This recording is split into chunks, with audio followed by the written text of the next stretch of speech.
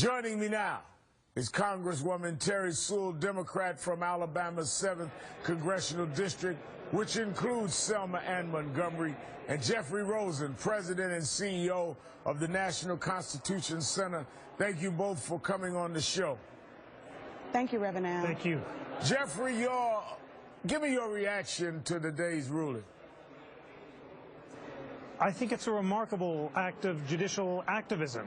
As Justice Ruth Bader Ginsburg pointed out in her passionate dissent, this is an attempt to overturn the considered decision of Republicans and Democrats in Congress, of President George W. Bush, who signed the law, and of more than 2 decades of settled expectations. And Justice Ginsburg produced lots of empirical evidence of how voting discrimination continues in places like Texas and Alabama and all the states that are covered under those jurisdictions.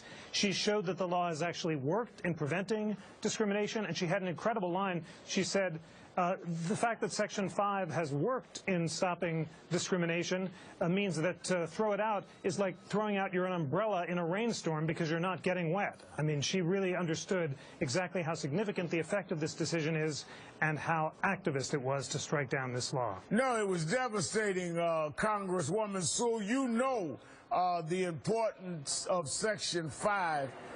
In the last 2 decades, the Justice Department has used Section 5 to block more than 2,000 proposed voting changes because they were discriminatory.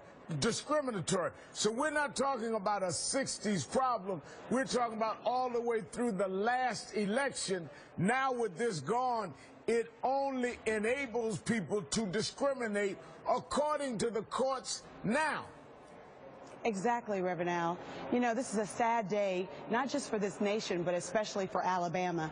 You know, the very case, the Shelby case, actually points to the discriminatory effects of what happens when we don't have pre-clearance. You know, the Shelby County case was brought because of a redistricting plan that the effect of which actually ousted the African-American elected official. And this, as you said, wasn't in the 60s or 70s or 80s. This was in 2006. You know, I can't say what the intent was of the redistricting plan, but we can all agree that there was a discriminatory effect on that plan. And so for the Supreme Court to rule to strike down the coverage formula in the Shelby County case, I think is not only ironic, but it's really tragic. And I really hope that we in Congress will act quickly to make sure that we protect the right to vote for all Americans. Well, you know, Jeff, when you look at the fact that the Chief Justice Roberts, he wrote in the majority opinion, quote, "Our country has changed, and while any racial discrimination in voting is too much, Congress must ensure that the legislation it passes to remedy that problem speaks to current conditions." Well, that sounds to me like, well, the patient is not all the way healed, so find out how to heal the patient in total, and we'll withdraw the medicine that's been keeping the patient going while you're looking for that. It seems like a crazy way to do something unless you really don't care about the patient.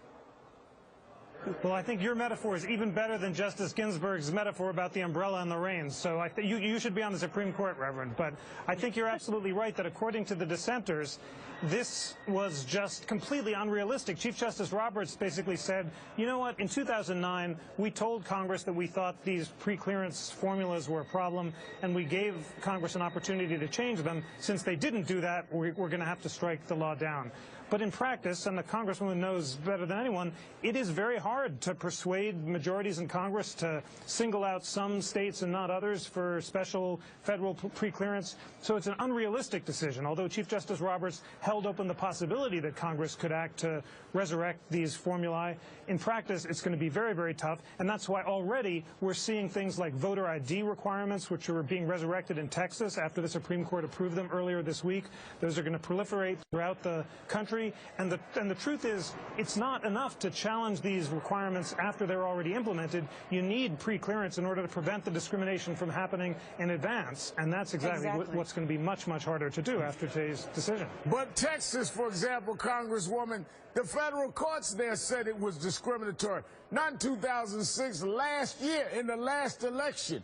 And had not the Justice Department had this Section 5, the ability to stop it with pre-clearance, that Section 4, which was overturned today, had named Texas, South Carolina, Florida, we would have had those discriminatory things in place where a lot of people couldn't have voted last year. And tonight, they don't have that protection. This night, we're sitting somewhere where we were a long time ago, where there's no protection in those areas, states, or districts, including some in New York, that have a history of discrimination, and as late as last year in Texas and other places, that is named in Section 4. Now that the green light has been given, change and do what you want, and Texas has already run through that green light, Congresswoman. And you know, Reverend, I have to tell you that in this, the 50th commemorative year of so many pivotal events in the civil rights movement, a daughter of Selma, I grew up in Selma, Alabama, and now representing the Civil Rights District, I think that it's appalling that the Supreme Court threw out 12,000 pages of evidence that Congress used in order to uphold the current formula. It's as if the will of the people doesn't matter. And so I think that while it will be hard-pressed to actually come up with a new formula, I think that it is incumbent upon all of us to rally and really make Congress institute a better formula. So I just think that, you know, we, on the cusp of the 50th anniversary of the March on Washington, I really hope that the March on Washington will be about voter rights as well as about jobs and freedom. I guarantee you it's going to be about that this year. We announced it yesterday. It will definitely be about voter rights this August. Let me go back to you, Jeff. President Obama talked about the potential impact of the Supreme Court ruling that set back Section 5 in an interview with Joe Madison. Listen to this. Generally speaking, you'd see less protection before an election with respect to voting rights. And people could keep coming up with new schemes each election, even if ultimately they were ruled to violate the Voting Rights Act. It would be hard for us to catch those things up front to make sure that elections are done in an equitable way.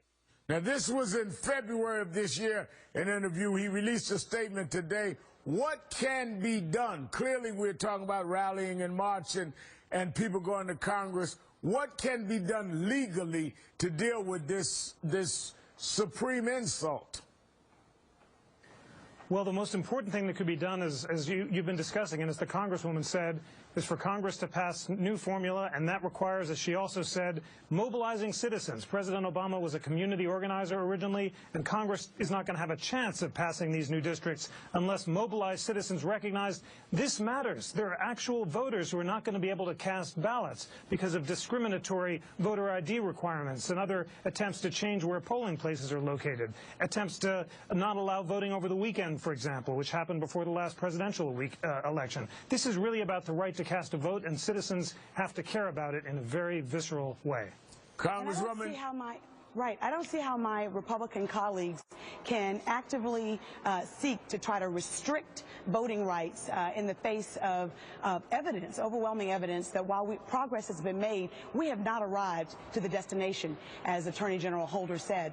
And so I just think that we have to hold everyone's feet to the fire and hold us all accountable to making sure that we protect the right to vote and not seek to disenfranchise the least of these among us. Congresswoman Terry Sewell and Jeffrey Rosen, thank you both for your time tonight.